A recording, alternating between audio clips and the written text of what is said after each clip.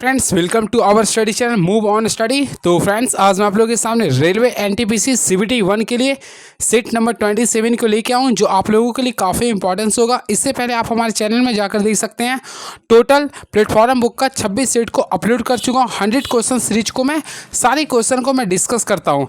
तो चलिए देखता हूँ क्वेश्चन क्या है। और फ्रेंड्स अगर आप हमारे वीडियो को देखते हैं तो आप लोगों के लिए काफ़ी फ्रूटफुल होगा। तो देख सकते हैं 27 सेट नंबर को स्टार्ट करो। तो इसका पहला क्वेश्चन आप लोगों के सामने ये रहा, सकेवा सकेवा के किरत खम्बू खाई समुदाय द्वारा मनाए जाने वाला एक धार्मिक त्यौहार क्या है। तो फ्रेंड्स यहाँ पे मैं आप लोगों को क्वेश्चन बताना चाहता हूँ सिंपल वे में, सकेवा किस राज्य का एक त्यौहार है। तो आप लोगों को मैं बताना चाहता हूँ, सात से सकेवा याद कर लिए, सात से सिक्किम, तो ये सिक्किम का होता है। तो याद रखिएगा, सकेवा सिक्किम के किरत खम्बू राय समुदाय द्वारा, यानी किस समुदाय द्वारा मना। देखिए ये समुदाय होता है, ऑलमोस्टली आप जानते होंगे। तो ये जो है किरत खम्बू समुदाय के द्वारा, यानी किरत खम्बू राय समुदाय के द्वारा सकेवा सिक्किम में मनाया जाने वाला एक धार्मिक त्यौहार है। तो ऑलमोस्टली राइट आंसर करेंगे तो ऑप्शन नंबर ए को करेंगे। क्लियर है। इसे हम लोग भूमि पूजा भी कहते हैं, यानी जो सकेवा जो होता है ना, इसे लोग बोलते हैं भूमि पूजा भी कहते हैं।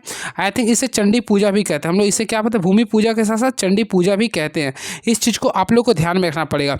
बातें करना चाहते कुछ एक्स्ट्रा, यह फेस्टिवल हमेशा वैशाख के हिंदी महीना में पूर्णिमा के दिन मनाते हैं। क्लियर है, अर्थात अप्रैल मई महीना में मनाते हैं।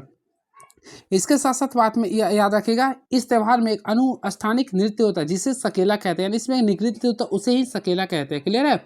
चलिए, और फ्रेंड्स मैं आप लोगों को बताना चाहता हूँ, एक उड़ीसा में एक नृत्य होता है उसे बोलते हैं रज महोत्सव। तो रज महोत्सव कहाँ होता है, ये उड़ीसा में होता है। और ये उड़ीसा में तो होता है, लेकिन कहाँ पे मनाया था, तो उड़ीसा में मनाया था। और ये कब मनाया था, तो हमेशा जून महीना में मनाया था। ये भी याद रखिए, एनटीपीसी का क्वेश्चन था। क्लियर है। चलिए, और भी वैसा कुछ क्वेश्चन होगा तो मैं डिस्कस कर दूंगा जो प्रीवियस ईयर का क्वेश्चन रहा। चलिए नेक्स्ट क्वेश्चन देखते हैं क्या लिख रहा है। भारत की 2011 की जनगणना के अनुसार भारत में अधिकांश लोग अन्य राज्यों में प्रवास किए हैं। तो फ्रेंड्स आप लोग पढ़े होंगे, भारत की जनगणना के अनुसार भारत के अधिकांश लोग अन्य राज्यों में प्रवेश किए हैं। तो सबसे पहले उस अन्य राज्यों से, तो यानी उत्तर प्रदेश और बिहार से, उत्तर प्रदेश और बिहार से अन्य राज्यों में प्रवास किए हैं।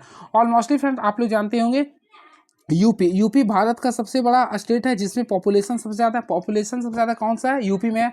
एंड अगेन बिहार, ये दोनों स्टेट में आप लोगों को बहुत ज़्यादा पॉपुलेशन है, लेकिन प्रवास के लिए ये दोनों क्या करते हैं, बाहर चले जाते हैं। क्लियर है। तो राइट आंसर करेंगे तो ऑप्शन नंबर ए और ऑप्शन नंबर बी को क्लिक करेंगे। क्लियर है।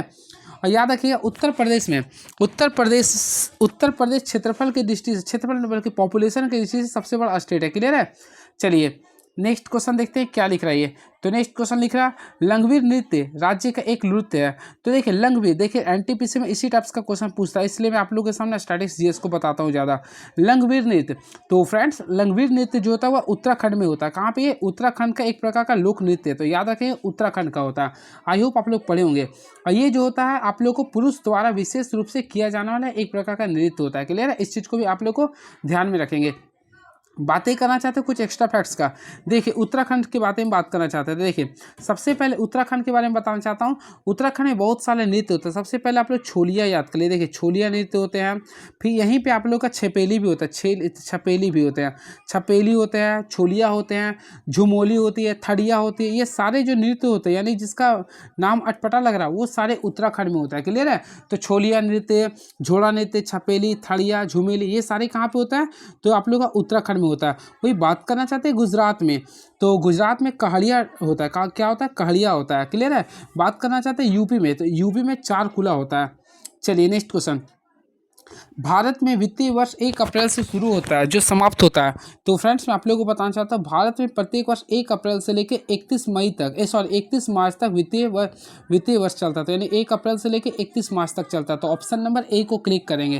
क्लियर है।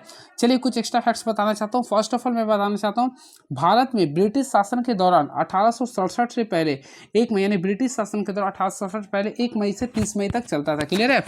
वही बात करना चाहते हैं आरबीआई का, तो आरबीआई का जो लेखा जोखा वर्ष होता है वह जुलाई से जून तक चलता है। आई थिंक 1 जुलाई से लेके, देखिए 1 जुलाई से लेके आरबीआई का जो लेखा जोखा वर्ष चलता है वह 30 जून तक चलता है। इस चीज़ को आप लोग को ध्यान में रखना पड़ेगा। बातें करना चाहते हैं वित्तीय बारे में, तो फ्रेंड्स मैं आप लोग को बताना चाहता हूँ वित्तीय वर्ष। देखिए भारतीय संविधान के आर्टिकल आई थिंक आप लोग पढ़ेंगे, भारतीय संविधान के आर्टिकल नंबर 112 के अंतर्गत प्रत्येक वित्तीय वर्ष के लिए केंद्र सरकार की अनुमानित प्राप्तियां और तथ्यों का विवरण पार्लियामेंट के सामने रखना आवश्यक होता है। क्लियर, ये चीज़ को भी ध्यान में रखिएगा। और वार्षिक वित्तीय विवरण को केंद्र सरकार का बजट कहते हैं, जो कि आर्टिकल नंबर 112 के तहत आता है। ठीक है, तो वार्षिक वित्तीय विवरण को ही केंद्र सरकार का बजट कहा जाता है। इस चीज़ को भी आप लोग ध्यान में रखेगा। और प्रत्येक साल बजट जो होता है वह भारत के वित्त मंत्री जारी करते हैं। और मैं आप लोग को बताना चाहता हूँ, स्वतंत्र भारत का जो पहला बजट जारी किया गया था वह 26 नवंबर को जारी किया था, यानी 26 नवंबर 1947 को जारी किया गया था। याद रखिएगा, उस समय वित्त मंत्री कौन थे? ससमुखम सेट्टी थे। इस चीज़ को भी आप लोग को ध्यान में रखना पड़ेगा। चलिए नेक्स्ट क्वेश्चन। और गणतंत्र भारत का जो जारी किया था वह जॉन मथाई ने जारी किया था। इस चीज़ को भी आप लोग याद रखें। स्वतंत्र की देखिए यहाँ पे दो क्वेश्चन आता है। एक आता है स्वतंत्र भारत का, तो स्वतंत्र भारत का पहला बजट जारी किया था ससमुखन सेट्टी। ससमुखन सेट्टी याद कर लीजिएगा, आप लोग आई थिंक पढ़े होंगे। ससमुखन सेट्टी रखे थे। क्लियर है। वही फ्रेंड गणतंत्र भारत की बात करना चाहते हैं, तो गणतंत्र भारत का प्रथम जो जारी किया था उनका नाम था आप लोग के सामने जॉन मथाई। कौन थे? जॉन मथाई। ये आप लोग को ध्यान में रखना पड़ेगा। वर्तमान में कौन है? तो निर्मला सीतारमण। देखिए इंडियन रेल अर्थ लिमिटेड का मुख्यालय कहाँ है? तो देखिए मैं आप लोगों को बताना चाहता हूँ, इंडियन रेल अर्थ लिमिटेड का मुख्यालय मुंबई है। कहाँ पे? मुंबई। तो ऑप्शन नंबर जाएंगे तो ऑप्शन नंबर डी को क्लिक कर देंगे। आई होप आप लोग पढ़े होंगे। क्लियर है। तो मुंबई है, तो ऑप्शन नंबर जाएंगे तो डी के करेंगे। इससे पहले मैं आप लोगों को बताना चाहता हूँ, बार्क यानी कि भाभा परमाणु अनुसंधान केंद्र यानी बार्क का भी मुख्यालय कहाँ पे है? तो याद रखिए मुंबई है। क्लियर है। चलिए एंड मेरी नेक्स्ट क्वेश्चन जनाब, अफ्रीका में स्थित किलिमंजारो का नाम है। तो फ्रेंड देखिए अफ्रीका में सबसे पहले याद रखें किलिमंजारो। किलिमंजारो कहाँ पे है? तो अफ्रीका में। क्लियर है। तो ये किलिमंजारो है क्या? तो याद रखिए ज्वालामुखी पर्वत होता है। क्या ये? ज्वालामुखी पर्वत होता है। तो अफ्रीका में स्थित किलिमंजारो ज्वालामुखी पर्वत होता है। क्लियर है। चलिए नेक्स्ट क्वेश्चन देखते हैं क्या लिख रहा है ये। तो सबसे लंबी नदी कौन सी है? तो विश्व की सबसे लंबी नदी होता है नील नदी। कहाँ पे? ये नील नदी है, जो कि मिस्र में होता है। क्लियर है। सबसे बड़े घास का मैदान कौन सा है? तो पंपास होता है। कहाँ पे? ये पंपास होता है। ठीक है, और ये अर्जेंटीना में होता है। चलिए नेक्स्ट क्वेश्चन, इसको आप लोगों को रीजनिंग का क्वेश्चन, चलिए देखते हैं क्या बता रहा है ये। देखिए सबसे पहले जे प्लस के, तो प्लस का अर्थ लिख रहा है ए बी का पिता है। आई थिंक देखिए जे जो है ना आप लोग का के का पिता, यानी कि के का पिता कौन हो गया? जे हो गया। यहाँ पे आप लोग को समझ में आ गया होगा। अगेन आई रिपीट, डिवाइड का अर्थ आप लोगों के सामने लिख रहा ए बी की पत्नी है। आई थिंक फ्रेंड्स आप लोगों का के जो है के पी की पत्नी है, यानी इसका जेंडर करेंगे तो ये नेगेटिव हो गया, तो ये पॉजिटिव हो गया। दोनों के बीच क्या रिलेशन है? पति पत्नी का। फिर क्रॉस का अर्थ लिख रहा है ए बी का भाई, यानी पी जो आप लोग के सामने जेड का भाई है। फिर प्लस का अर्थ लिख रहा है ए बी का पति है, यानी जेड जो है पी का पिता है, यानी जेड जो है ना आप लोग का क्यू का पिता है, यानी ये प्लस हो गया। अब देखिए माइनस का अर्थ लिखा ए बी की बहन, यानी क्यू जो है ना वह टी की बहन है, तो यहाँ पे माइनस कर देंगे। अब क्वेश्चन के अकॉर्डिंग हम लोग चलना चाहते हैं, तो देखते हैं क्या लिख रहा है। जेड का के से क्या संबंध है? तो फ्रेंड्स ये आपका जेड है और ये आपका के है। देखिए ये दोनों तो पति पत्नी था, ऑलमोस्टली में बता दिया था। अब पी और जे, देखिए पी और जेड यानी क्रॉस का अर्थ क्या था? भाई था। तो देखिए ये आप लोग का सिंपल में भाई हो जाएगा, यानी कि पति का भाई हो जाएगा। पति यहाँ पे देखिएगा ना तो पति का भाई हो जाएगा। जेड जो है ना, देखिए जेड जो है ना इसके पति का भाई होगा, तो राइट आंसर करेंगे तो पति का भाई, जो कि ऑप्शन नंबर सी को क्लिक कर सकते हैं। And very next question is now, देखिए ये वर्ड्स लिख रहा है अल्फाबेटिकल। यदि हम अंग्रेजी वर्णमाला क्रम के अनुसार पहले 5 अक्षरों को उसके पूर्ववर्ती अक्षर में बदल दें तो फिर नवगठित शब्दों के दाएं छोर से 8वां अक्षर क्या होगा? देखिए स्टेप्स का रीजनिंग आएगा। सबसे पहले हम लोग क्या करते हैं, जो शब्द दिया उसे लिखने का प्रयास करते हैं। AMELIORATE लिखा है। आई होप मैं लिख दिया हूँ इसे। अब देखिए क्या करते हैं, इससे अंग्रेजी वर्णमाला के क्रम के पहले 5 अक्षरों को उसके पूर्ववर्ती में बदलते हैं। तो फ्रेंड्स आप लोग देखिए ए के पहले क्या आता है? जेड। एम के पहले क्या आएगा? एल। यहाँ पे हम लोग डी करेंगे, यहाँ पे के करेंगे। आई के पहले क्या होता है? तो ऑलमोस्टली आई के पहले क्या होता है? एच होता है। ये 5 को बदल देंगे, बाकी सेम रहने देंगे, यानी ओ रहने देंगे, आर रहने देंगे, ए रहने देंगे, टी रहने देंगे और ई रहने देंगे। क्लियर है। तो लिखना है नवगठित शब्दों के दाएं छोर से 8वां क्या होगा? दाएं छोर से 8वां, देखिए जब भी स्टेप्स क्वेश्चन आता है दाएं छोर से 8वां वगैरह कुछ भी बोलता है ना, तो फ्रेंड्स आप लोग कुछ नहीं कीजिएगा, केवल और केवल क्या कीजिएगा, इसमें एक कंसेप्ट होता है। जब भी अपोजिट एक्शन बोलता है, तो अब जब भी अपोजिट एक्शन बोलता है तो दोनों को छोड़िए, काम कीजिए।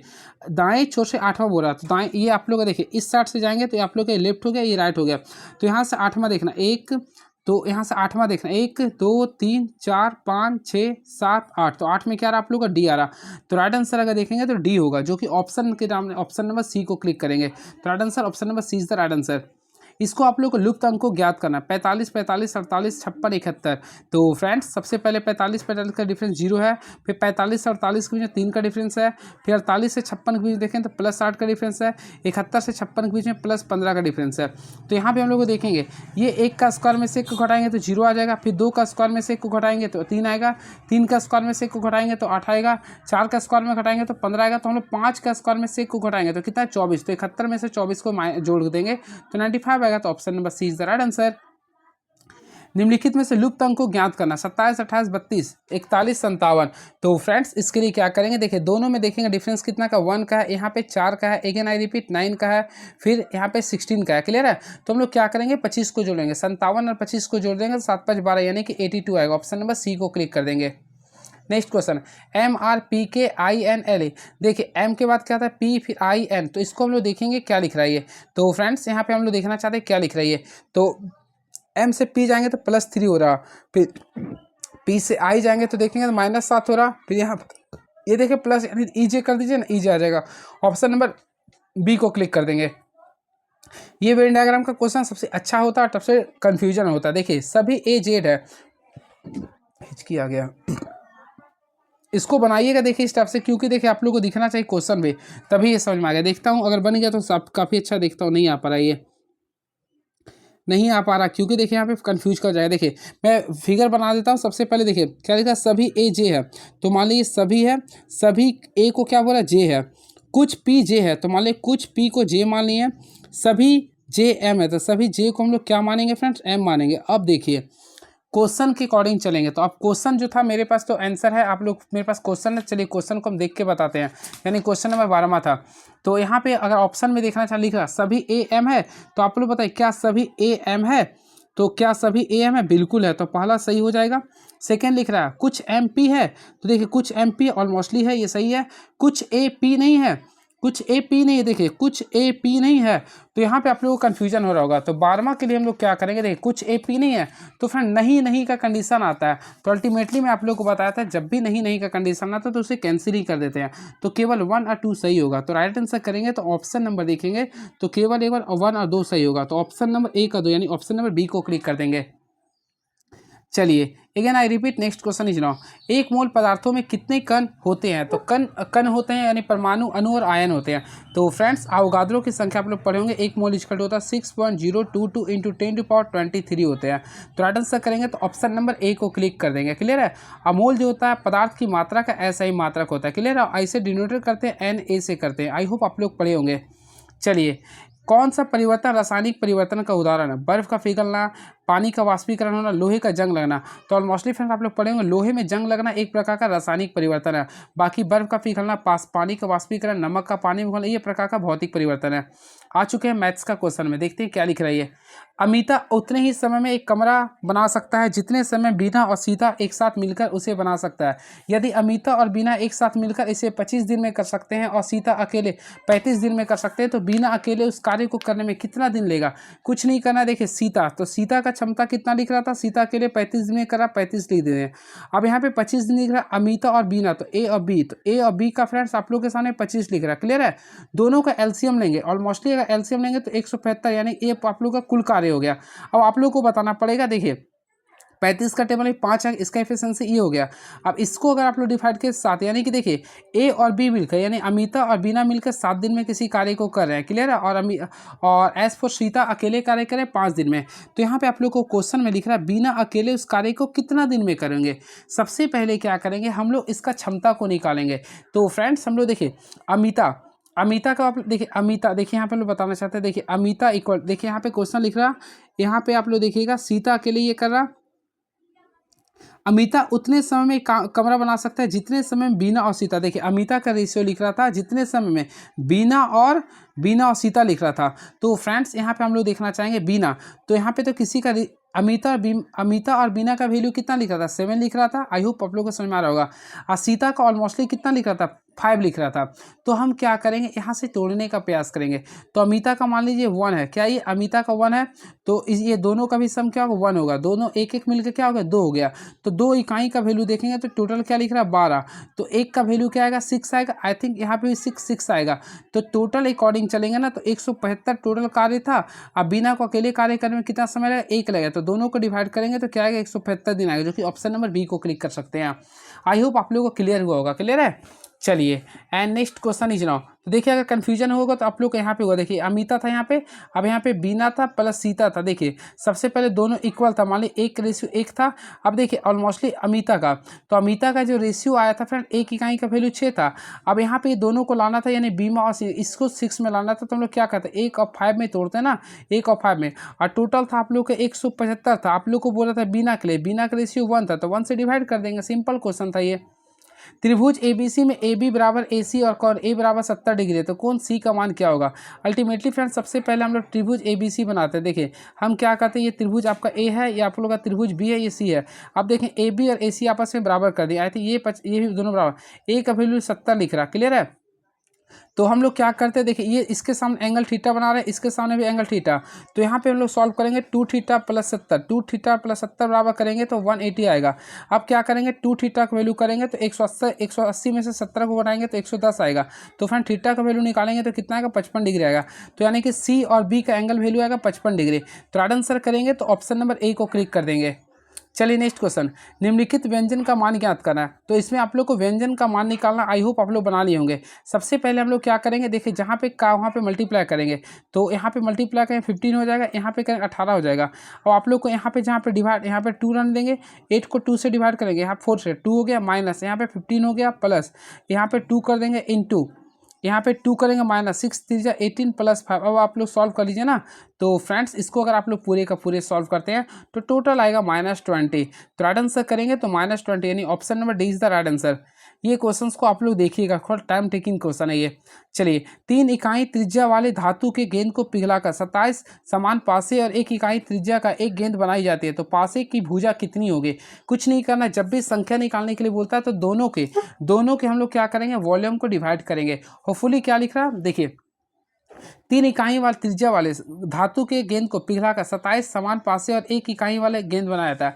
तो हम क्या करेंगे, आयतन क्या होता है ऑलमोस्टली पढ़े थे, तो 4/3। देखिए सबसे पहले 3 इकाई वाले त्रिज्या वाले धातु को पिघलाकर 27 समान पासे, पासे का शेप कैसा होता है, तो अल्टीमेटली आप लोग पढ़े होंगे, पासे का होता है क्यूब जैसा। तो क्यूब का वॉल्यूम क्या होता है, ए क्यूब होता है। तो इसका तो पता नहीं, टोटल 27 था, तो हम लोग क्या करेंगे 27 करें, इसका वॉल्यूम ए क्यूब हो गया। ये समझ में आ गया। अब देखिए इसी में क्या करेंगे, हम लोग क्या करेंगे 3 सेंटीमीटर वाला के लिए मानेंगे धातु के लिए, यानी कि 4/3 गेंदा है ना, तो 4/3 पाई आर क्यूब। तो आर का वैल्यू यहाँ पे लिखे 1 सेंटीमीटर का था, तो यानी 1 का क्यूब करेंगे, 1 आ गया। अब हम लोग नेक्स्ट करेंगे, तो यहाँ पे लिख रहा है आप लोग का 4/3 पाई, यहाँ पे आर का वैल्यू देखिएगा तो अल्टीमेटली 3 लिख रहा था, 3 का क्यूब करेंगे तो 27 होता है। अब अगर आप लोग यहाँ पे टोटल रेशियो निकालेगा ए क्यू का, तो देखिए यहाँ से अगर आप लोग निकालिएगा ना तो वैल्यू आ जाएगा 1.6 आएगा, क्या आ जाएगा 1.6। इस टाइप से आप लोग को बनाना था, तो ऑप्शन नंबर बी को क्लिक करते हैं। एंड नेक्स्ट क्वेश्चन, इफ यदि a plus B plus C का वैल्यू 13 है और A B plus B C plus C A का वैल्यू 22 है, तो A cube plus B cube plus C cube minus 3 A B C का संभावित मान क्या होगा। फर्स्ट ऑफ ऑल आप लोग को क्या करना है, A cube plus B cube plus C cube minus 3 A B C का फॉर्मूला को रीड नाउ करना पड़ेगा। इसका फॉर्मूला होता है आप लोग के सामने, देखिए ए प्लस बी प्लस सी, क्या लिखेगा ए प्लस बी प्लस सी कर देंगे। इसके बाद हम लोग क्या करते हैं, देखिए फॉर्मूला आप लोग क्लास 9th का ही है, ए प्लस बी प्लस सी का होल स्क्वायर कर देंगे, माइनस क्या करते हैं ए बी, माइनस क्या करते हैं बी सी, माइनस क्या करते हैं सी ए। अब यहाँ पे क्या करते हैं, यहाँ पे 3 में लगा देते थे, यहाँ पे 3 में और आप लोग पुट कीजिए ना, तो a plus B plus C का वैल्यू यहाँ पे 13 दिख रहा था, तो हम लोग 13 कर देंगे। फिर देखिए यहाँ पे 13 का स्क्वायर रखें तो 169 हो गया, माइनस यहाँ पे 3 कर देंगे, ए बी बी सी यहाँ पे वैल्यू 22 लिख रहा। अब सॉल्व कर लीजिए ना, तो फ्रेंड्स हम लोग यहाँ देखेंगे तो यहाँ पे तो 13 है, तो 13 रहने दिए। आई होप क्लियर हुआ होगा। अब देखिए 169 है, माइनस करेंगे तो 22 क्या होता है 66 होता है। और हम लोग सॉल्व करेंगे तो अल्टीमेटली फ्रेंड्स 3 हो गया, 169 में से 66 को घटाएंगे तो 103 बचेगा। 103 को 113 से गुना करेंगे तो 1339 होगा, 1339। तो ऑप्शन नंबर डी को क्लिक कर देंगे। नेक्स्ट क्वेश्चन, विशेष परिस्थितियों में लोकसभा और राज्यसभा की संयुक्त बैठक का प्रावधान भारतीय संविधान के किस अनुच्छेद में है। तो फ्रेंड्स मैं आप लोगों को बताना चाहता हूँ, किसी भी विशेष परिस्थितियों में लोकसभा और राज्यसभा की जो संयुक्त बैठक होता है, तो संयुक्त बैठक होता है वो आर्टिकल नंबर 108 में जिक्र किया गया, आर्टिकल नंबर 108 में जिक्र किया गया। क्लियर है। और फ्रेंड्स मैं आप लोगों को बताना चाहता हूँ ये जो संयुक्त बैठक जो लिया गया है अब तक भारत के इतिहास में केवल 3 बार हुआ है। सबसे पहली बार हुआ था 1961 में, अल्टीमेटली आप लोग पढ़े होंगे, तो पहली बार हुआ था 1961 में हुआ था। एंड नेक्स्ट हुआ था 1978 में हुआ था, और अभी हाल फिलहाल जो हुआ था 2002 में हुआ था, ये आप लोग को हुआ। अब तक कुल संयुक्त बैठक हुआ 3 बार, 1961 में, 1978 में, 2002 में हुआ। क्लियर है। और याद रखिएगा संयुक्त अधिवेशन की जो अध्यक्षता करता है वह लोकसभा स्पीकर करते हैं, लोकसभा स्पीकर करते हैं, यानी कि स्पीकर यानी लोकसभा का जो अध्यक्ष है तो वही अध्यक्षता करते हैं। इस चीज़ को भी आप लोग को ध्यान में रखिएगा। क्लियर है। और संयुक्त अधिवेशन में उपराष्ट्रपति भाग नहीं लेते हैं। और संयुक्त बैठक जो लिया गया ना यह ऑस्ट्रेलिया के संविधान से लिया गया, इस चीज़ को भी याद रखिएगा, यह ऑस्ट्रेलिया के संविधान से भी लिया गया, इस चीज़ को भी आप लोग को ध्यान में रखना पड़ेगा। क्लियर है। बातें करना चाहते हैं कुछ एक्स्ट्रा फैक्ट्स का, तो यहाँ तक तो मैं बता दिया। बातें करना चाहते हैं आर्टिकल से, सबसे पहले आर्टिकल नंबर 100, तो 100 आर्टिकल नंबर ये बोलता है अनुच्छेद 100 जो होता है वह कोरम का उल्लेख करता है, अर्थात इसे हिंदी में हम लोग बोलते हैं गणपूर्ति शायद बोलते हैं, हाँ बिल्कुल, तो इसे गणपूर्ति बोलते हैं, यानी उल्लेख कोरम का उल्लेख किया गया। आई थिंक कहा गया है फ्रेंड जो वैध कार्यवाही के लिए सदन के कुल सदस्यों का 1/10वां भाग न्यूनतम होना चाहिए, यानी कि फ्रेंड कोरम का अर्थ होता है आर्टिकल 110 में दिया। मान लीजिए कि भारतीय लोकसभा में कितना सीट है, तो अल्टीमेटली आप लोग पढ़ेंगे 543 है, तो 543 का क्या करेंगे हम लोग 1/10 करेंगे, तो आई थिंक टोटल 55 जो है ना 55 सदस्य का होना जरूरी होता है मिनिमम, ये होता है कोरम का अर्थ। क्लियर है। और यही अगर 55 सदस्य से कम है तो वो गठन नहीं होगा। वही बात करना चाहते हैं हम लोग आर्टिकल 75, तो आर्टिकल 75 के अंतर्गत मंत्रियों की नियुक्ति किया जाता है। और 156 तो आप लोग जानते होंगे राष्ट्रपति के पद अवधि से संबंधित होती है। ठीक है। चलिए एंड नेक्स्ट क्वेश्चन जनाब, कुतुब मीनार का निर्माण किसने करवाया था। तो फ्रेंड्स ये क्वेश्चन जो है आप लोग को मैं बताना चाहता हूँ ये हमारा ही पेपर में आया था जब NTPC CBT 1 जब दिया था, आई थिंक 30 जनवरी 2021 को आया था पेपर में। क्लियर है। तो यहाँ पे आप लोग को मैं बताना चाहता हूँ सबसे पहले कुतुब मीनार का जो नींव रखा गया था कुतुबुद्दीन ऐबक ने रखा था। क्लियर है।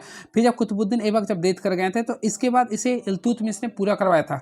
अब पूरा मंजिला रिपेयर वगैरह के साथ रिपेयरिंग का कार्य करवाया था फिरोज शाह तुगलक, लेकिन किसने यहाँ पे क्वेश्चन देखिए पूरा, तो पूरा जो करवाया था फिरोज शाह तुगलक ने करवाया था। क्लियर है। यही क्वेश्चन भी आया था। क्लियर है। ये NTPC का ही क्वेश्चन था और मेरा ही शिफ्ट का था इसलिए मैं बता दिया हूँ। क्लियर है। तो ऑप्शन नंबर डी को क्लिक करेंगे। चलिए कुछ एक्स्ट्रा फैक्ट्स बताना चाहता हूँ। तो कुतुब मीनार का निर्माण का प्रारंभ किसने किया था, कुतुबुद्दीन ऐबक ने किया था। उसके मृत्यु होने के बाद किसने किया था, इल्तुतमिश। और पूरा कार्य करवाया था फिरोज शाह तुगलक ने। क्लियर है। चलिए कुतुब मीनार कहाँ पे है, तो ऑलमोस्टली दिल्ली में है। देखिए ये भी क्वेश्चन आया था हमारे पेपर में, IDBI यानी कि भारतीय औद्योगिक विकास बैंक की स्थापना कब हुई थी। तो फ्रेंड्स ये आया था हुआ था 1964 में, ये भी आप लोग का देख लीजिएगा होगा, ये 1964 में हुआ था, तो 1964 में हुआ था। क्लियर है। तो देखिए IDBI बैंक का जो स्थापना हुआ था 1964 में हुआ था। क्लियर है। बातें करना चाहते हैं कुछ एक्स्ट्रा फैक्ट्स का, देखिए 1982 का, तो ऑलमोस्टली फ्रेंड आप लोग पढ़े होंगे नाबार्ड, तो देखिए NABARD, देखिए नाबार्ड का अध्यक्ष कौन है देखता हूँ मैं, माइंड में नहीं है। नाबार्ड का स्थापना हुआ था जो कि शिवरमन समिति के आधार पर नाबार्ड का स्थापना हुआ था 12 जुलाई को हुआ था, तो 12 जुलाई 1982 को नाबार्ड का स्थापना हुआ था शिवरमन समिति के आधार पर। यह कृषि क्षेत्र के लिए शीर्ष संस्थान है। क्लियर है। और नाबार्ड को वित्तीय अनुदान RBI द्वारा दिया था। क्लियर है। वही बात करना चाहते हैं सिडबी का, तो सिडबी का स्थापना आई थिंक शायद 1992 में हुआ था, इस चीज़ को आप लोग देख लीजिएगा। और 1955 में किया हुआ था, SBI का बैंक हुआ था, SBI बैंक का हुआ था। क्लियर है। चलिए ये सब सारी चीज़ों को आप लोग को ध्यान में रखना पड़ेगा। और सिडबी का मुख्यालय कहाँ है, तो अल्टीमेटली आप लोग पढ़े होंगे लखनऊ होता है। ठीक है। चलिए अब शायद सिडबी का जो स्थापना हुआ था 1990 में हुआ था, याद रखिएगा सिडबी का स्थापना कब हुआ था, 1990 में हुआ था। चलिए अगला क्वेश्चन देखते हैं। तो नेक्स्ट क्वेश्चन क्या है देखते हैं, यहाँ पे क्या लिख रहा है फ्रेंड्स। यहाँ पे थोड़ा बैंक से रिगार्डिंग आप लोग याद रखिएगा। सबसे पहले देखिए RBI के वर्तमान अध्यक्ष कौन है, तो याद रखिएगा संजय मल्होत्रा। क्लियर है। और RBI द्वारा जो नोट जारी किया था सबसे पहले आप लोगों को पता होगा, देखिए 10 रुपये का नोट जारी कर रहा है अभी, फिर 20 रुपये का नोट जारी कर रहा है, इसके साथ 50 रुपये का नोट जारी कर रहा, फिर 100 रुपये का नोट जारी कर रहा, फिर 200 का जारी कर रहा, फिर 500 का जारी कर रहा। आप लोगों को पता होगा 2000 का भी बंद हो चुका है। तो देखिए सारे भी चीज़ आप लोगों को पता करना पड़े कौन कहाँ पे है। देखिए 10 रुपये के नोट में क्या आप लोग कमेंट बॉक्स में लिखिएगा। क्लियर है। अब 20 रुपये में क्या है, तो आप लोग को पता एलोरा की गुफा है। 50 में क्या हम्पी है। 100 में क्या है, तो रानी का वाव है। वही 200 में क्या है, तो सांची स्तूप है। 500 में क्या हम्पी है। और 10 रुपये में क्या कोणार्क का सूर्य मंदिर है। क्लियर है। कोणार्क का शून्य मंदिर ही है ना 10 रुपये में, मैं कंफ्यूज था इसलिए मैं नहीं बोल रहा था शुरू में, ठीक है। तो ये सारी चीज़ों को आप लोग को ध्यान में रखना पड़ेगा। चलिए नेक्स्ट क्वेश्चन, तो नेक्स्ट क्वेश्चन देखते हैं क्या लिख रहा। एकीकृत बाल संरक्षण योजना किस वर्ष शुरू की गई थी? तो फ्रेंड्स मैं आप लोगों को बताना चाहता हूँ एकीकृत बाल संरक्षण योजना 2009-10 में चालू किया गया था। तो ऑप्शन नंबर हम लोग ए को क्लिक करेंगे, तो option number A is the right answer. Clear है। चलिए and very next question is now, भूभाग यानी पृथ्वी का कैसा रंग होता है? तो फ्रेंड भूभाग जो होता है पृथ्वी का एक प्रकार का आकार होता है। क्या होता है? ये आकार होता है। भारत में नागरिकता के अधिकार को विनियमित करने की शक्ति किसके पास होता है? तो फ्रेंड्स मैं आप लोगों को बताना चाहता हूं भारत में नागरिकता के अधिकार को विनियमित करने की शक्ति केवल और केवल संसद के पास है। किसके पास है? संसद के पास है। तो ऑप्शन नंबर बी को क्लिक करेंगे। अब मैं आप लोगों को बताना चाहता हूँ भारतीय संसद को आर्टिकल नंबर, देखिए आर्टिकल के बारे में बहुत जानना पड़ेगा। आर्टिकल नंबर 11 के अंतर्गत नागरिकता के संबंध में विधि निर्माण की अधिकार दिया गया है। क्लियर है, इस चीज को याद रखिएगा। चलिए कुछ एक्स्ट्रा फैक्ट्स, सबसे पहले इसी के अंतर्गत 1955 में, देखिए 1955 में नागरिक संहिता अधिनियम को पारित किया गया था। क्लियर है। इसके साथ साथ फ्रेंड्स मैं आप लोगों को कुछ एक्स्ट्रा फैक्ट्स बताना चाहता हूं, देखिएगा ध्यान से सुनिएगा। भारतीय संविधान में नागरिकता का जो जिक्र किया गया था ये मूल संविधान में भी था। यानी कि मैं आप लोगों को बताना चाहता हूं जब 26 नवंबर 1949 को जब संविधान बनकर तैयार हो गया था तो उस समय आर्टिकल नंबर 5, 6, 7, 8, 9 ये पाँचों यानी कि 5 को जारी किया गया था। ये भी आप लोग याद रखिएगा। और नागरिकता का जो प्रावधान दिया गया, यानी सबसे पहले भारत में नागरिकता जो 5 से लेकर 11 आर्टिकल के बीच में है, और नागरिकता का जो प्रावधान है एकल नागरिकता जो कि ब्रिटेन देश से लिया गया। क्लियर है, इस चीज़ को याद रखिएगा। अब इसके साथ साथ मैं आप लोगों को बताना चाहता हूँ, देखिए कुछ एक्स्ट्रा फैक्ट्स बताना चाहता हूँ। अनुच्छेद 15, देखिए आर्टिकल 15, आर्टिकल 16, आर्टिकल 19, आर्टिकल 29 और आर्टिकल 30 में उल्लिखित मौलिक अधिकार केवल भारतीय नागरिकों के लिए उपलब्ध है, विदेशियों के लिए नहीं। यानी कि आप लोग देखिए आर्टिकल नंबर 15 हो गया, 16 हो गया, 15 हो गया, 16 हो गया, 19 हो गया, 29 हो गया, 30, ये सारे जो आर्टिकल ओनली फॉर भारत के लिए होते हैं, यानी एंशिएंट के लिए नहीं है। इस चीज़ को भी आप लोग को पता होगा। बातें करना चाहते हैं सुप्रीम कोर्ट का, तो फ्रेंड्स सुप्रीम कोर्ट का आप लोग जानते हैं, अभी आप लोग कमेंट बॉक्स में लिखेंगे अभी वर्तमान से इसका 52वां नंबर का CJI कौन बने। क्लियर है। चलिए राज्यपाल तो सभी राज्य का अलग अलग होते हैं। चलिए नेक्स्ट क्वेश्चन देखते हैं क्या लिख रही है। तो नेक्स्ट क्वेश्चन ये रहा, निम्नलिखित विकल्पों में से विषम को चुनना है। तो फिर milk shake, burger, pizza, cookies. तो अल्टीमेटली आप लोग कमेंट बॉक्स में भी लिख लिए होंगे, तो इसमें मिल्क शेक सबसे डिफर हो गया। क्लियर है। बाकी देखिए बर्गर, पिज्ज़ा, कुकीज़ सभी खाद्य पदार्थ है, मिल्क शेक है पेय पदार्थ है। एक एना 15 मीटर दक्षिण की ओर चलते, देखिए एना वाले पी से ये 15 मीटर दक्षिण की ओर चल गया, फिर वह दाएं मूर्ति है 20 मीटर चलती है, यहाँ पे 20 मीटर चल गया। वो अपने शुरुआती बिंदु से किस दिशा में है? तो फ्रेंड्स हम लोग क्या करेंगे, यहाँ से हम लोग शुरुआती से यहाँ पे निकालेंगे, तो 15 का स्क्वायर 20 का स्क्वायर करेंगे तो टोटल आएगा 25 और 400 यानी 625, यानी कि टोटल यहाँ पे 25 आ गया। तो राइट आंसर करेंगे 25, जो कि आप लोग का दक्षिण पश्चिम में आ रहा है। तो ऑप्शन नंबर बी को क्लिक कर देंगे। ये क्वेश्चन है, देख लीजिए, इसको आप लोग को देखना होगा, क्या होगा आप लोग बताइएगा।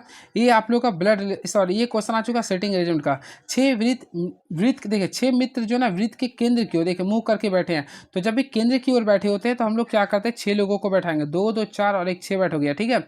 एडम बेट्टी के ठीक बाईं ओर बैठी है और चार्ली फ्रैंक के ठीक दाईं ओर बैठी है। बेट्टी एडम और डैन के बीच में बैठी है। चलिए हम उतना बता रहे हैं, देखिएगा सबसे पहले क्या कीजिए, एडम जो है बेट्टी के ठीक बाईं ओर बैठी है। बाई चांस फ्रेंड्स हम लोग क्या करें, एडम को मानेंगे। एडम मान लीजिए कि एडम है अंदर की ओर है ना, एडम जो है ना बेट्टी के ठीक बाईं ओर, तो बेट्टी, तो यहाँ पे बेट्टी मान ली, तो बेट्टी के ठीक बाईं ओर कौन बैठेगा, बाईं ओर ही बैठ गया। फिर लिख रहा चार्ली फ्रैंक के ठीक दाईं ओर बैठी है। बेट्टी जो लिख रहा है एडम और डैन के बीच में बैठी है। बेट्टी जो है ना एडम, तो एडम जब यहाँ पे हो तो डैन यहाँ पे बचेगा, डैन यहाँ मान ली डी से मान ली के बीच बैठी है। ईव जो है डैन और फ्रेंच के बीच में बैठा है। ईव जो है ना डैन, तो डैन यहाँ पे है तो फ्रेंच यहाँ पे होगा ना, तो ईव हो गया, यानी यहाँ पे ई कर दिए। क्लियर है। तो अल्टीमेटली आप लोगों को कौन बच गया था, तो यहाँ पे आप लोगों को केवल चार्ली बच गया था, तो चार्ली को यहाँ बैठा देंगे। अब तो बन गया इजी क्वेश्चन हो गया। अब क्वेश्चन लिख रहा ना, देखिए फ्रेंच की, शायद फ्रेंच लिख रहा था क्या, हमको दिख नहीं रहा यहाँ पे। जो भी लिख रहा है कि ठीक बाईं ओर कौन है, तो फ्रेंड्स आप लोगों के सामने फ्रैंक के ठीक बाईं ओर कौन है, तो देखिए फ्रैंक है और फ्रैंक के बाईं ओर कौन है, ई था, तो ई फोर क्या था, ईव हो गया। तो ऑप्शन नंबर बी को क्लिक कर दिए। क्वेश्चन बहुत ईजी था ये, इसको देख लीजिएगा। जितना समर्पण होता है, तो जितना जब समर्पण होता है तो फ्रेंड्स आप लोग देखिएगा इसमें क्या हो जाएगा, तो जितना जब समर्पण होता है तो एकजुट विभाजन हो गया, अपोजिट था।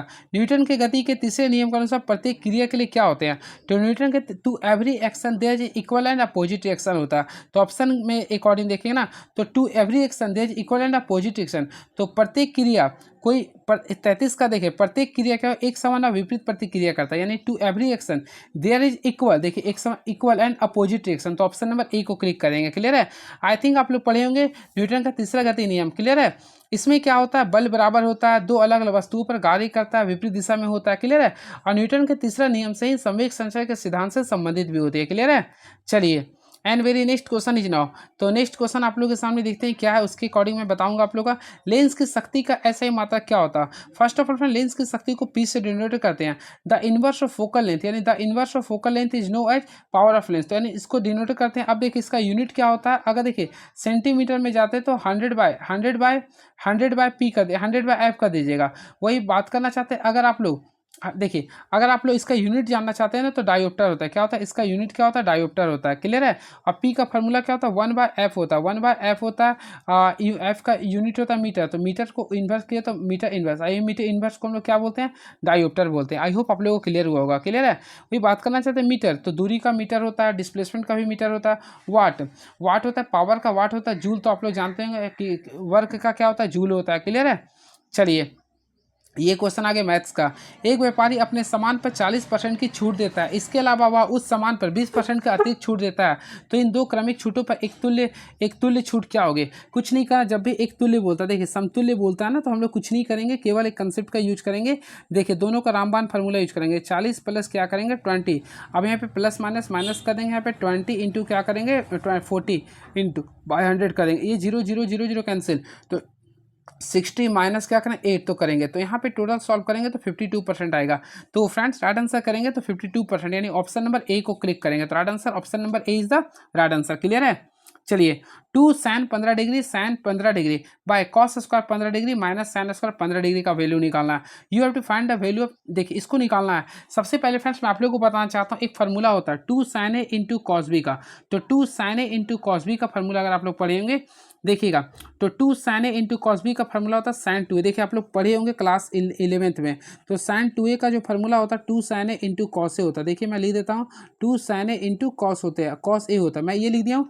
और उसी प्रकार कॉस स्क्वायर ए माइनस साइन स्क्वायर ए, तो देखिए कॉस स्क्वायर ए माइनस साइन स्क्वायर, यहाँ लिख देता हूँ। तो ये फार्मूला था cos 2a का होता है, क्लास 11th का याद आ रहा मुझे। तो ये जो फार्मूला होता है कॉस स्क्वायर ए माइनस साइन स्क्वायर होता है। ठीक है, कॉस स्क्वायर ए माइनस साइन स्क्वायर होता है, तो इसी के अकॉर्डिंग हम लोग पुट कर देंगे। तो देखिए पहला क्या बोले sin 2a का, तो साइन कर देंगे। ठीक है, 2 है 2, एक यहाँ पे एंगल देख रहे हैं दोनों में 15 डिग्री था, तो ये कर देंगे। और सेकेंड था cos 2a, तो cos कर देंगे 2। अब एक का वैल्यू देखेंगे तो 15 था। अल्टीमेटली इसको सॉल्व करते हैं तो देखिए यहाँ पे कीजिएगा तो साइन कितना रहा 15 दूनी 30, यानी साइन 30 आ गया। अगेन आई रिपीट, यहाँ पे आएगा cos 30, तो साइन 30 और cos 30 करेंगे तो tan 30 आएगा। क्या आएगा tan 30, और tan 30 का वैल्यू क्या होता है हम लोग जानते हैं, tan 30 का वैल्यू जो होता है आप लोग के बीच में 1/√3, यानी ऑप्शन नंबर बी को क्लिक करेंगे। देखिए देखने में बहुत टफ लग रहा था क्वेश्चन, लेकिन याद था तो बना दिए ये। चलिए इसको बनाना पड़ेगा, हो गया। इसको तो आप लोग खुद से कीजिएगा, ये बोर्ड मास का क्वेश्चन, आई होप आप लोग कर लीजिएगा। 3 आएगा आंसर। देखिए एक मिठाई में 1/3 चीनी है, 1/3 चीनी है, यदि चीनी की कीमत अब पिछले कीमत का 7/6 है, तो मिठाई के लागत में प्रभावी प्रतिशत कितनी होगी। कुछ नहीं करना है, देखिए सबसे पहले एक मिठाई में 1/3 चीनी है, तो यानी 1/3 चीनी है। क्लियर है। अब पिछली कीमत का 7/6 है, तो फ्रेंड 1/6 गुना क्या कर देंगे 100 कर देंगे। आई होप क्लियर हुआ होगा। तो 100 बटा क्या करेंगे 18 करेंगे, तो 100/18 पर ऑप्शन नंबर सी को क्लिक कर देंगे। इसका माध्य निकालना है, तो फ्रेंड्स माध्य निकालने के लिए आप क्या करेंगे, देखिए सिग्मा एफ एक्स बटा सिग्मा एफ, तो यहाँ पे 15 को 2 से गुना किए कितना आ गया 30 आ गया। 18 तिया क्या होता है 54 होता है, फिर 21 चौक क्या होता है 84 होता है, फिर 22 से कम क्या होता है 22 होता है, 19 बचे क्या होता है 95 कर देंगे। लेकिन 23 बन जाए 23 हो गया। अब 24 को 2 से गुना कर 48, सारी को सम कीजिएगा तो देखिएगा 356 आ गया। और केवल एफ का फ्रीक्वेंसी को ऐड कीजिएगा तो 18 आएगा, दोनों को डिवाइड कीजिएगा तो 19.77 आएगा, जो कि ऑप्शन नंबर देखिएगा तो ऑप्शन नंबर बी को क्लिक कर देगा। क्लियर है। चलिए आगे फिर से क्वेश्चंस आ चुके हम लोग रेल का। एक 105 मीटर लंबी रेलगाड़ी 60 किलोमीटर प्रति घंटा की चाल से चलती है। 175 मीटर लंबी दूसरी रेलगाड़ी जो कि 54 किलोमीटर प्रति घंटा की चाल से समान दिशा में, यहाँ पे कंसंट्रेट कीजिएगा तो फ्रेंड्स समान दिशा लिख रहा चल रही है, तो पार करने में गाड़ी को कितना समय लगेगा, यानी कि फ्रेंड्स आप लोग को टाइम निकालना है। तो समय बराबर होता है कुल दूरी बटा कुल समय, चाल होता है। तो दूरी के लिए क्या करेंगे, दोनों के दूरी को जोड़ते हैं, तो 105 और 175 को जोड़ेंगे तो क्या होगा, तो देखिए 5 5 10 यानी कि 280 आ गया। अब देखिए एक ही दिशा में था तो हम लोग को जो स्पीड होता है उसका डिफरेंस लेते हैं, तो 60 में से 54 को घटाएंगे 6 बचेगा, 6 गुना 5/18 कर देंगे। आई होप क्लियर हुआ होगा। अब हम लोग सॉल्व करेंगे।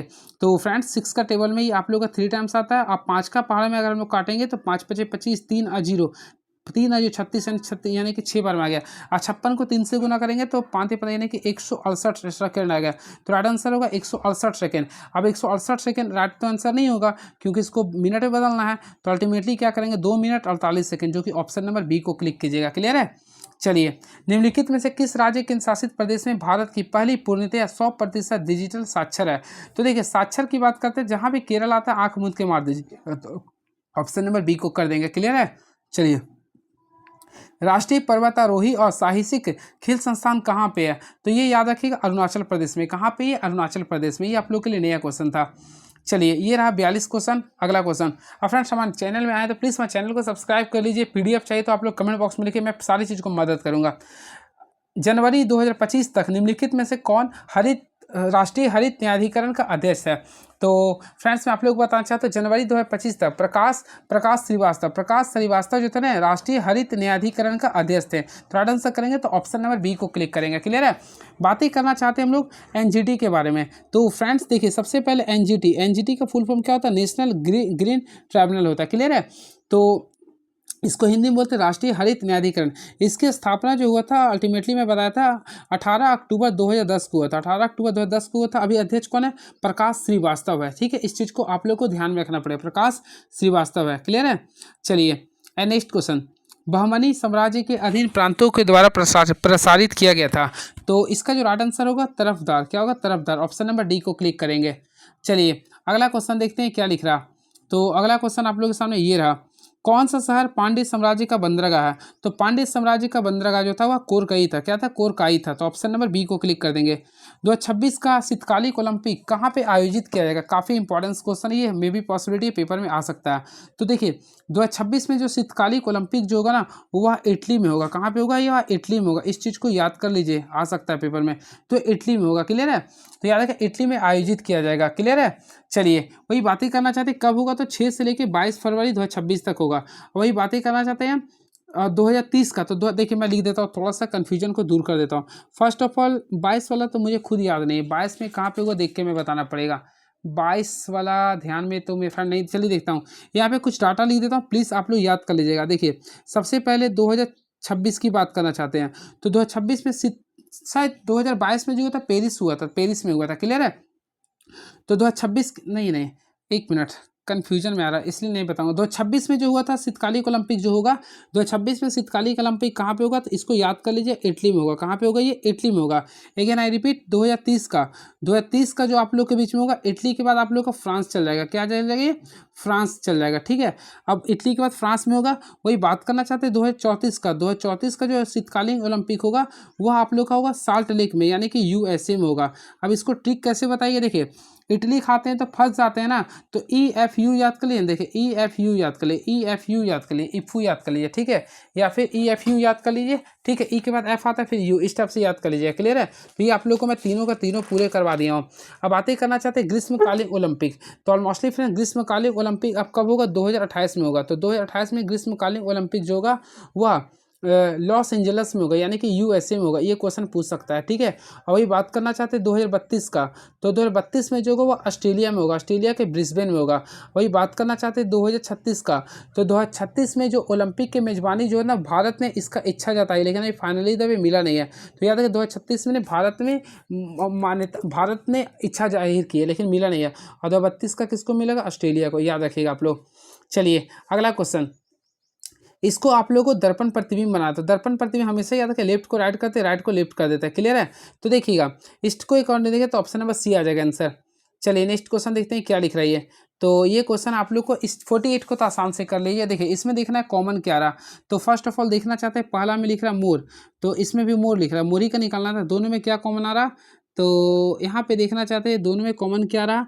तो देखिए GQ आ रहा है, तो ऑप्शन नंबर GQ यानी सी को क्लिक कर देंगे। चलिए ये क्वेश्चंस को आप लोग को सॉल्व करना पड़ेगा। देखिए ये सॉल्व कीजिएगा तो आप लोग भी देख लीजिएगा आंसर क्या आता है 49 का। क्लियर है। चलिए नेक्स्ट क्वेश्चन।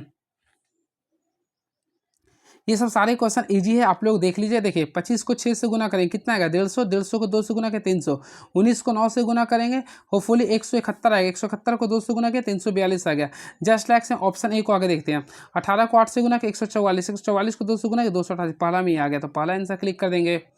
चलिए नेक्स्ट क्वेश्चन इज नाउ। तो नेक्स्ट क्वेश्चन आप लोग के सामने ये रहा, देखिए एक पासे में विभिन्न फलकों पर अक्षर PQRSTU लिखे गए हैं।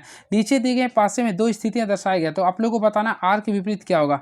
सबसे पहले आप लोगों को देखना पड़ेगा दोनों में कॉमन क्या रहा, दो गो में। तो यहाँ पे देखेंगे आर दोनों में कॉमन है, तो हम लोग आर से चलना है। तो आर से क्लॉक बाय चल, आर हो गया, पी हो गया, फिर टी हो गया। अगेन आई रिपीट, आर से हम लोग चलेंगे RQU हो गया। अब आप लोग को बोला आर के, तो देखिए आर कॉमन आर, तो आर को हटा देंगे। तो देखिए पी भी लिख चुके हैं, क्यू भी लिख चुके हैं, आर भी लिख चुके हैं, एस, तो एस ने लिखे तो आर का अपोजिट क्या होगा एस, तो ऑप्शन नंबर ए को क्लिक करेंगे। तो 51 का right answer option number A को क्लिक कर देंगे। देखिए सब्जियां शिमला मिर्च और सेम के बारे में बोल रहा, सब्जी है शिमला मिर्च और सेम है ना। तो देखिए सबसे पहले सब्जी के अंतर्गत आप लोग कहीं शिमला मिर्च आएगा और ये सेम आएगा, तो ऑप्शन के अकॉर्डिंग चलेंगे, तो ऑप्शन नंबर बी को क्लिक कर देंगे। चलिए नेक्स्ट क्वेश्चन देखते हैं आप लोग के बीच में क्या लिख रहा। निम्नलिखित में कौन सा ऊर्जा का नवीकरणीय स्रोत है। तो फ्रेंड्स यहाँ पे नवीकरणीय स्रोत, नवीकरणीय का अर्थ होता है नए खत्म हो, जो यानी कि जो कभी समाप्त नहीं होता। देखिए कोयला समाप्त हो जाता है, प्राकृतिक गैस भी समाप्त होता है, पेट्रोलियम भी समाप्त होता है, लेकिन सौर ऊर्जा समाप्त नहीं होता। तो ऑप्शन नंबर डी को क्लिक कर देंगे, सी को। कंप्यूटर में डाटा की सबसे छोटी इकाई क्या कहलाता है। तो फ्रेंड्स याद रखिए कंप्यूटर में डाटा की सबसे छोटी इकाई को बीट कहते हैं। क्या कहते हैं, बीट कहते हैं। और मैं आप लोग को बताना चाहता हूँ, देखिए एक बीट जो होता है कंप्यूटर के डाटा से छोटे बीट होता है, और एक बीट जो होता है जिसका मान होता है 0 या फिर 1 होता है। 0 यानी होता है नो होता है, 1 यानी यस होता है। और एक बाइट में कुल 8 बीट होते हैं। क्लियर है, आई होप ये सब पता होगा। एक बाइट में कुल 8 बीट होते हैं। और एक किलो बाइट में कितना होता है 1024 बाइट होते हैं। और एक मेगा बाइट में होता है 1024 KB होते हैं। चलिए दो क्या अंतर वाला आगे क्वेश्चन क्या, देखिए 2 वर्षों में ब्याजों के वार्षिक 3% पर 10,000 रुपये के लिए चक्रवृद्धि ब्याज, चक्रवृद्धि राशि और चक्रवृद्धि ब्याज ज्ञात करें। तो बनाइए इसको खुद से, क्या निकालना है, यानी कि आप लोग को 10,000, देखिए कुछ नहीं करना, 3% के हिसाब से नहीं करना ना। तो 3% के हिसाब से करेंगे, तो देखिए सबसे पहले 3% को आप लोग तोड़ दीजिए। तो 3/100 करेंगे तो 100 से 103 जाएंगे। देखिए कुछ नहीं करेंगे फ्रेंड, देखिए 100 है तो 100 से 103 जाएंगे। क्लियर है, ये डबल टाइम्स लिख रहा था तो हम लोग डबल टाइम्स कर देंगे, 100 से 103 करेंगे। अब आप लोग सॉल्व कर लीजिए। तो यहाँ पे पहला करेंगे तो कितना जीरो देंगे, 4 जीरो दे देंगे। इसके अकॉर्डिंग करेंगे तो यहाँ पे 6 लिखेंगे, 109 लिख देंगे। अब आप लोग सॉल्व कीजिए, 2 2 4। यहाँ पे देखिए ये वैल्यू यानी प्रिंसिपल का वैल्यू सेम लिख रहा है, यानी सेम लिख रहा है। तो हम लोग क्या करेंगे, दोनों का डिफरेंस लेंगे। तो यहाँ पे डिफरेंस अगर लिखिए तो केवल 609 बचेगा। तो 609 आप लोग का आ गया CI, क्या आ गया CI। और अमाउंट के लिए देखिएगा ना, तो इसमें क्या कर दोनों को माइनस कर देंगे। आई थिंक मिश्रधन तो आप लोग को 10, देखिए इसका मिश्रधन जो निकाले थे 10609 आ गया। आई होप क्लियर था। और वही बात करना चाहते हैं इसका हम लोग CI का, तो CI का वैल्यू कितना आता है 609। तो ऑप्शन नंबर डी को क्लिक कर देंगे। चलिए नेक्स्ट क्वेश्चन। तो नेक्स्ट क्वेश्चन देखते हैं क्या लिख रहा है। एक मेज का क्रय मूल्य 6400 रुपये है। एक व्यापारी इसे बेचकर 25% का लाभ अर्जित करना चाहता है। बिक्री के समय वह अंकित मूल्य 20% की छूट की घोषणा करता है। तो अंकित मूल्य ज्ञात करना, कुछ नहीं करना, आप लोग को फॉर्मूला बता रहा हूँ, MP/CP कीजिए। MP हो गया, CP का वैल्यू कितना लिख रहा 6400 लिख रहा है, बाय डिस्काउंट कितना लिख रहा था और 20% तो CD, तो यहाँ पे 20% लिख दिया डिस्काउंट। अब 25% का लाभ था। अब सॉल्व कर लीजिए ना। तो देखिए ये 0 0 कैंसिल, 8 का पारा में 640 80 बार में आता, ठीक है। तो 80 को 125 से गुना करेंगे। तो होपफुली अगर आप लोग गुना किए होंगे तो 125 गुना 8 कीजिए तो 8 25 40 हो गया। अब यहाँ पे 12 96 और 4 कितना था 100 होता है। 100 आ रहा है क्या, ये 100 आ जाएगा, यानी कि 100 यहाँ पे कर दिया और यहाँ पे 0। तो फ्रेंड 10,000 है ऑप्शन में, 10,000 है। हाँ तो ऑप्शन नंबर जाइए ना, ऑप्शन नंबर C को क्लिक करें। ये फार्मूला का यूज कर लीजिए। क्लियर है, तो फार्मूला को अगेन आई रिपीट, देखिए मैं खुद पहली बार बना रहा हूँ यहाँ पे गणित, इसलिए थोड़ा सा हो जाता है। देखिए MP/CP कीजिएगा, यहाँ पे क्या कीजिए 100 प्लस, यहाँ पे 100 प्लस प्रॉफिट कर दीजिएगा। Again I repeat 100 minus D कर दीजिए। क्लियर है, चलिए आगे टाइम एंड वर्क का क्वेश्चन। रीना और रिया साथ मिलकर एक काम को 36 दिनों में पूरा कर सकती है। रिया और गीता साथ मिलकर 54 दिनों में पूरा कर सकती है। रीना और गीता साथ मिलकर 81 दिनों में पूरा कर सकती है। रीना अकेले उस काम को कितना दिनों में करेगी। फर्स्ट ऑफ ऑल हम लोग क्या करेंगे, देखिए इसके लिए क्या कीजिएगा, देखिए बहुत ही इजी क्वेश्चन है ये। दोनों का अगर देखें, रीना और रिया का देखें 36 था, फिर रिया और गीता का 54 था, फिर देखिए रीना और गीता का 81 था। तीनों का एक एक बार आया है, तो तीनों का टोटल काम देखें तो 324 है। क्लियर है, चलिए पहला में दोनों का क्षमता देखेंगे 9 आ गया, फिर यहाँ पे 6 आ गया, फिर आ गया 4, तो यहाँ पे ऐड करेंगे तो 9 6 15 4 क्या होगा 19। अब दोनों का क्षमता 2 2 बार था तो 19/2, तो 19/2 आ गया। आप केवल और केवल रीना का निकालना था, तो देखिए 19/2 माइनस क्या करेंगे जिसमें रीना नहीं है, तो सेकंड वाला में नहीं था तो यहाँ से करेंगे 7/2 आ गया। अब क्या करें, ओवरऑल वर्क कितना था 324 को क्या करेंगे 7/2 से डिवाइड करेंगे, तो फ्रेंड्स आएगा 92.4/7 दिन आएगा। ठीक है, तो राइट आंसर करेंगे तो option number B is the right answer. चलिए ये रहा आप लोग का अगला क्वेश्चन, हालत खराब हो गया। चलिए नेक्स्ट क्वेश्चन, ये सब सारे देख लीजिएगा, जो बताने लगा मैं उसी को बता रहा हूँ। देखिए क्वेश्चन नंबर आता है 61 में, भारत के निम्नलिखित में से कौन सा राज्य में प्रारंभिक वर्षा मानसून की अरब सागर शाखा के द्वारा होता है? तो याद रखिए भारत के केरल में होता है, तो भारत के केरल में प्रारंभिक वर्षा मानसून अरब सागर की शाखा के द्वारा होते हैं। क्लियर है। चलिए नेक्स्ट क्वेश्चन, किसके शासन काल के में मुगल शासक ने अपनी सबसे बड़ी क्षेत्रीय सीमाएं प्राप्त की थी? यहाँ पे लिखा सबसे बड़ी क्षेत्रीय सीमाएं प्राप्त की थी, तो अल्टीमेटली फ्रेंड्स आप लोग पढ़ेंगे औरंगजेब के समय तो औरंगजेब के शासन काल के दौरान मुगल शासक ने अपनी सबसे बड़ी क्षेत्रीय सीमाएं प्राप्त कर दिए थे। क्लियर है। बात करते हैं औरंगजेब सिंहासन पर कब बैठा था, तो 1658 में सिंहासन पर बैठा था और 1707 तक ये शासन किया था। क्लियर है, इस चीज़ को आप लोग पढ़े होंगे। और औरंगजेब को क्या बोलते हैं, तो मुगल बादशाह औरंगजेब को आलमगीर भी कहते हैं। क्लियर है। चलिए और किसका बेटा था, तो शायद शाहजहां का, BHASJ, हाँ तो हाँ शाहजहां का था। ठीक है। चलिए अगला क्वेश्चन देखते हैं क्या लिख रहा है ये, तो नेक्स्ट क्वेश्चन देखते हैं क्या लिखा है, भारत में राज्य नीति निर्देशक सिद्धांत किस देश की संविधान से लिया गया? तो friend direct to principle policy, यानी डायरेक्ट DPSP, डायरेक्ट टू, देखिए DPSP का आगे फुल फॉर्म जानिए। देखिए DPSP होता ना, direct to principle state policy होता है। क्लियर है। ये किस देश से लिया गया, तो आयरलैंड के देश से लिया गया। कौन सा देश से लिया गया, आयरलैंड के देश से लिया गया। क्लियर है, इस चीज़ को याद रखिएगा। क्लियर है।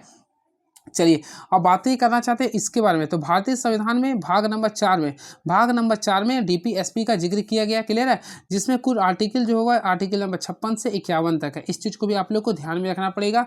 और संविधान के निर्माताओं ने यह विचार 1937 में किया था। क्लियर है, और आयरलैंड के संविधान ने इसे स्पेन से प्राप्त किया था। इस चीज़ को भी याद रखिएगा। और भीमराव अम्बेडकर ने इस तत्व को अनोखी विशेषता भी कहा था। क्लियर है।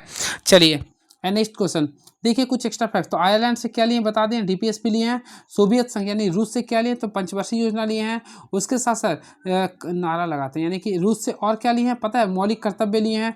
ब्रिटेन से क्या लिए, नागरिकता लिए हैं। ब्रिटेन से तो बहुत सारा चीज़ लिया गया। चलिए नेक्स्ट क्वेश्चन, कथकली नृत्य के कलाकारों के लिए कितने प्रकार के श्रृंगार का प्रयोग किया जाता है?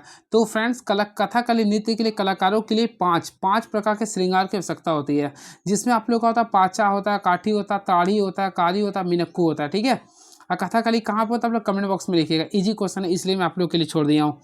चलिए नेक्स्ट क्वेश्चन, निम्नलिखित में से किस अधिनियम में कलकत्ता के स्थान पर दिल्ली को ब्रिटिश राज्य की राजधानी घोषित किया गया था? तो अल्टीमेटली फ्रेंड्स आप लोग पढ़े होंगे, ये जो नियम जो था वह 1911 में जो हुआ था, तो 1911 से 2 साल पहले कौन था, तो मार्ले मिंटो एक्ट अधिनियम 1909 के तहत। तो मार्ले मिंटो एक्ट अधिनियम 1909 के तहत कलकत्ता के स्थान पर दिल्ली को ब्रिटिश भारत की राजधानी घोषित किया गया था। क्लियर है, इस चीज़ को आप लोग को पता होगा। अब देखिए यहाँ पे कुछ एक्स्ट्रा फैक्ट्स बताना चाहता है। सबसे पहले याद रखिएगा, इस समय देखिए सबसे पहले राजधानी को कोलकाता से दिल्ली स्थानांतरित करने का फैसला जो किया था किंग जॉर्ज पंचम, यानी फैसला जो था किंग, तो उसमें था जॉर्ज पंचम थे, किंग जॉर्ज पंचम थे। क्लियर, किंग जॉर्ज पंचम ने कब किया था, तो ये भी आप लोगों को पता होगा, 12 दिसंबर 1911 को किया था। 12 दिसंबर 1911 में दिल्ली दरबार के दौरान किया था, इस चीज़ को पता हो। और फाइनली तब ऑफिशियली तौर पर यह 1912 में आधिकारिक तौर पर लागू किया गया था। क्लियर है। चलिए बातें करना चाहते हैं कुछ एक्स्ट्रा फैक्ट्स के बारे में, तो देखते हैं क्या लिख रहा। मॉन्टेग्यू चेम्सफोर्ड सुधार हुआ था आप लोग का 1919 में हुआ था, ये आप लोग का बिल्कुल सही है। भारत सरकार, ये सब याद रखिएगा आप लोग। चलिए and very next question is now, तो देखते हैं नेक्स्ट क्वेश्चन क्या लिख रहा। तो नेक्स्ट क्वेश्चन, निम्नलिखित में कौन सी नदी दक्षिण से चंबल नदी में मिलती है? तो फ्रेंड दक्षिण से चंबल नदी में मिलने वाली नदी को बोलते हैं यमुना नदी। क्या बोलते हैं, यमुना नदी। क्लियर है। तो ऑप्शन नंबर देखेंगे तो ए को क्लिक करेंगे, यमुना नदी बोलती है, तो option number A is the right answer. चलिए अगला क्वेश्चन देखते हैं क्या लिख रहा है ये, निम्नलिखित शब्दों के लिए सर्वश्रेष्ठ उपयुक्त वेन डायग्राम क्या? पर्दे, जूते, रेफ्रिजरेटर। देखिए पर्दा का कोई संबंध ना, जब जूते से नहीं, रेफ्रिजरेटर, तीनों अलग अलग होते हैं, तो ऑप्शन नंबर डी को क्लिक कर दिए, कोई रिलेशन नहीं है। देखिए आकृति में त्रिभुजों की संख्या ज्ञात करना था, तो फ्रेंड देखिए 1 2, तो इसमें टोटल 3 आ जाएगा, 3 3 6 हो गया, तो ऑप्शन नंबर डी को क्लिक कर देंगे। नेक्स्ट क्वेश्चन, कक्षा में कितने छात्र क्रिकेट खेलते हैं? कक्षा में 32 लड़के और 28 लड़कियां हैं, केवल लड़के क्रिकेट खेलते हैं। तो अल्टीमेटली इसमें अगर देखिएगा ना तो 69 के लिए आप लोगों को कुछ नहीं करना है, दोनों 1 और 2 मिला के करना पड़ेगा। तो 69 का डी करेंगे। क्लियर है? देखिए थोड़ा समझिएगा, कक्षा में कितने छात्र क्रिकेट खेलते हैं? तो पहला लिख रहा है कक्षा में 32 लड़के 28 लड़कियां हैं, केवल लड़के क्रिकेट खेलते हैं। तो दोनों के अनुसार दोनों का यूज करेंगे।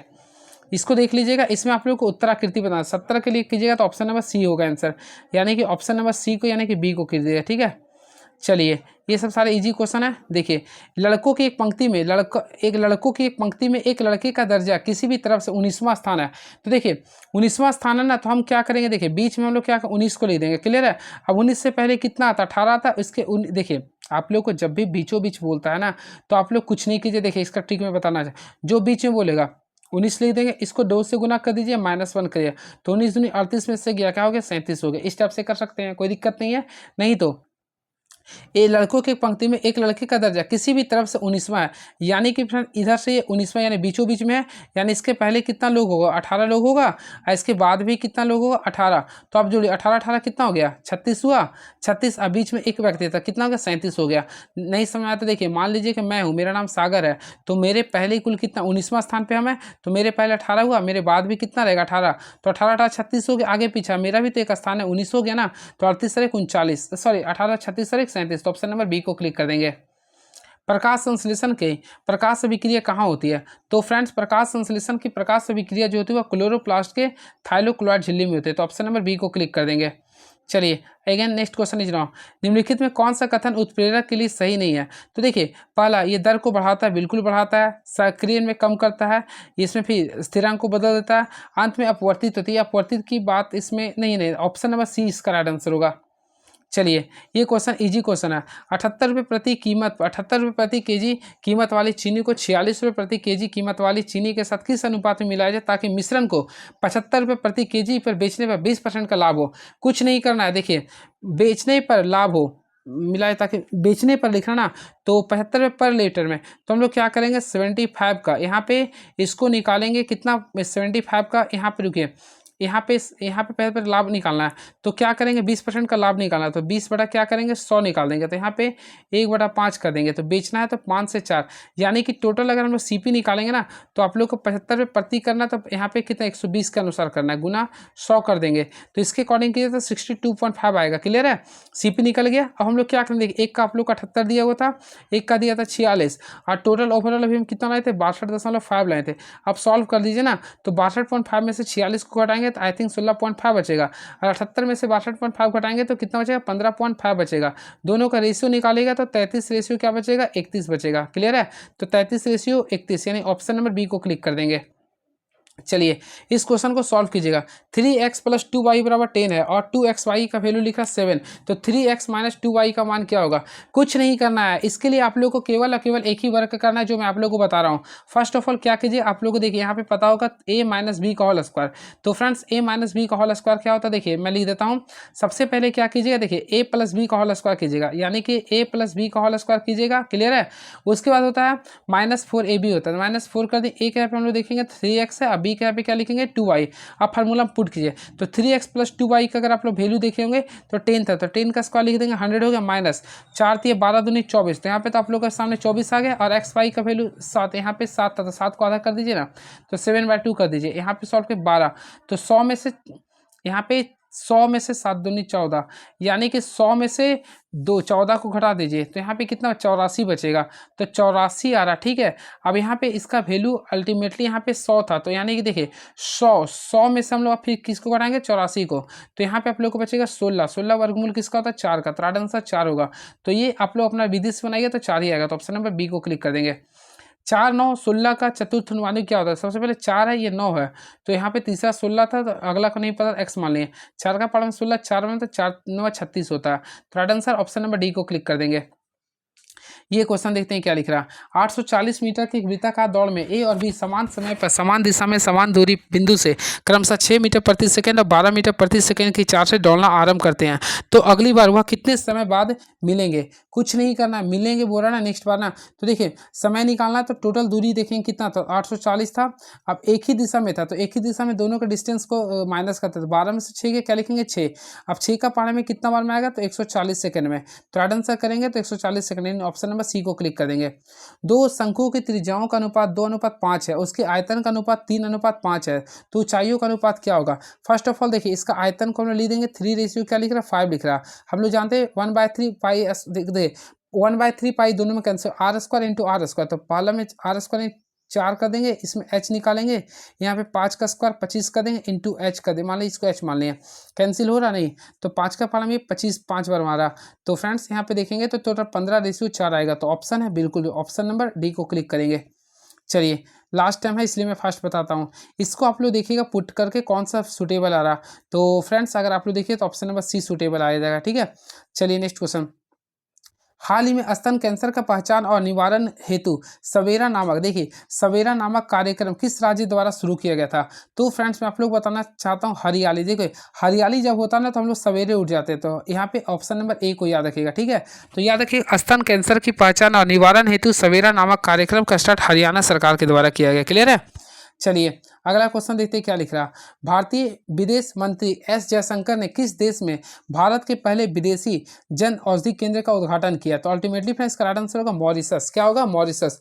तो भारतीय विदेश मंत्री एस जयशंकर ने मॉरिशस देश में भारत के पहले विदेशी जन औषधि केंद्र का उद्घाटन किया, क्लियर है। चलिए बात करना चाहते हैं वर्तमान में मॉरिशस का प्रधानमंत्री कौन है, तो नवीन राम गुलाम है। इस चीज़ को भी आप लोग शायद याद कर लीजिए, याद तो नहीं होगा लेकिन देख लीजिए, अगर पढ़े होंगे तो रिकॉल हो जाएगा। नवीन राम गुलाम है, नवीन राम गुलाम होते हैं, इस चीज़ को याद रखिएगा आप लोग, क्लियर है। अब बात करना चाहते हैं मॉरिशस की राजधानी कहाँ है, तो पोर्ट लुइस है, क्या ये पोर्ट लुइस है, इस चीज़ को भी याद रखिएगा, क्लियर है। चलिए नेक्स्ट क्वेश्चन, अगस्त 2024 में संयुक्त राष्ट्र में भारत के राजदूत और अस्थायी प्रतिनिधि के रूप में किसे नियुक्त किया गया था।